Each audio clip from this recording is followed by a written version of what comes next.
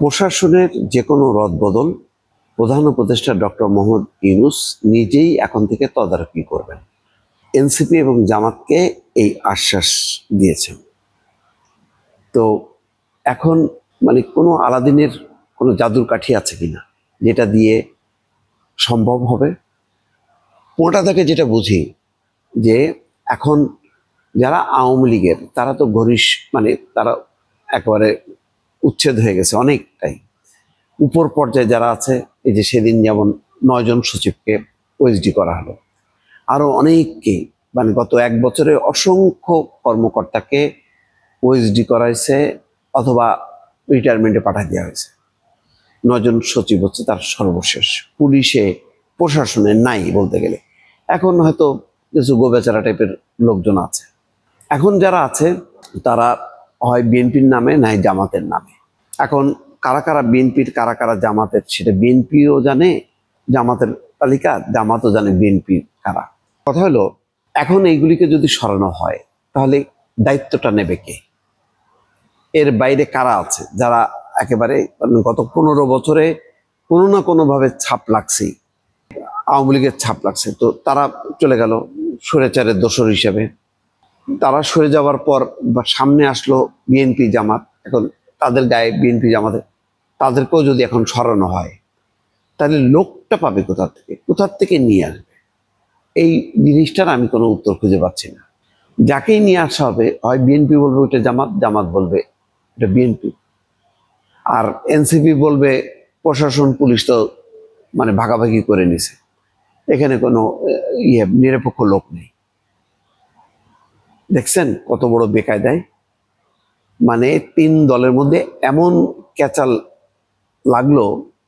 এটার এখন নাটের গুরুটাকে, এই যে পেন্ডোরার বাক্সটা যে ওপেন হলো, এখন এইটারে বন্ধ করবে কিভাবে, এটা ক্লোজ হবে কিভাবে, আমি এটাই বুঝে উঠতে পারতেছি না। এখন ব্যতিক্রমী হইতে হবে, বিদেশ থেকে লোক নিয়ে আসতে হবে। আর এখন সেটা আবার ভারত থেকে আনা যাবে না, পশ্চিমা দেশগুলোর থেকে আনলে হয়তো কিছুটা হইতে পারে। তারপর আবার জামাত হয়তো বলতে পারে যে এরা ইসলাম বিরোধী। হয় কি, আপনার যদি কমিটমেন্টটা ঠিক না থাকে তাহলে আপনি নানানভাবে এই ঘুটু পাকাইতে পারেন। এখন এই যে ঘুটু পাকাইতে পাকাইতে শেষ পর্যন্ত নির্বাচনের দশা কি হবে? ডক্টর মোহাম্মদ ইউনূস তো কোনো তাল হারাই ফেলবেন। ওনার নিজের যে উপদেষ্টা পরিষদ যেটা গঠন করছে, এটা নিয়েই তো নানা বিতর্ক, যে সব চট্টগ্রামের লোক ধরে নিয়ে তার পরিচিত ওর দেশ বিদেশ থেকে নিয়ে এসে বসাই দিচ্ছে। উনি যাদেরকে পছন্দ করেন তাদেরকে, সেই যোগ্যতা থাক আর না থাক। স্বাস্থ্য উপদেষ্টা নিয়ে আলোচনা, ওনারা কি কারণে স্বাস্থ্য উপদেষ্টা এত বড় গুরুত্বপূর্ণ মন্ত্রণালয়, যেহেতু গ্রামীণ ফাউন্ডেশনের বাস বসাই দিয়েছেন উনি। তো যেখানে ডক্টর মোহাম্মদ ইউনূসের নিয়োগ নিয়েই বাইরের সমালোচনা আছে, সেখানে বিএনপি জামাত এবং এনসিপির এই অভিযোগের প্রেক্ষিতে কাদেরকে নিয়ে বসাবেন? তিনি এখন থেকে নিজে সব দেখবেন। কিভাবে দেখবেন? ওনাকে কে সার্টিফাই করবে যে এই লোকগুলি জামাতেরও না, বিএনপিরও না, আওয়ামী লীগেরও না, একেবারে নিরপেক্ষ? এটা সম্ভব? যেভাবে গত 15 বছর বা তারও আগে যেভাবে দলীয়করণ হয়েছে আমাদের প্রশাসন, এতে নিরপেক্ষ থাকার অবকাশ খুবই কম। সবাইকে প্রোটেকশন নিতে, বাঁচতে, টিকে থাকতে গেলে তার প্রোটেকশন নিতে এসে বাধ্য হয়ে। সে হয়তো আওয়ামী লীগ পছন্দ করে না, কিন্তু আওয়ামী লীগের ছত্রছায়ায় যেতে সে দেখেন না, শিবিরের যারা তারা কি হয়েছে, আওয়ামী লীগের প্রোটেকশন নিতে হয়েছে। এখন যদি বলা হয় যে এরা তো আওয়ামী লীগের, তখন কেউ বিএনপির প্রোটেকশন নিচ্ছে, কেউ, এখন যেটা হচ্ছে যে সবাই এখন বিএনপি জামাতের। এখন ওই জামাত বলবে ওরা বিএনপির, বিএনপি বলবে ওরা জামাতের।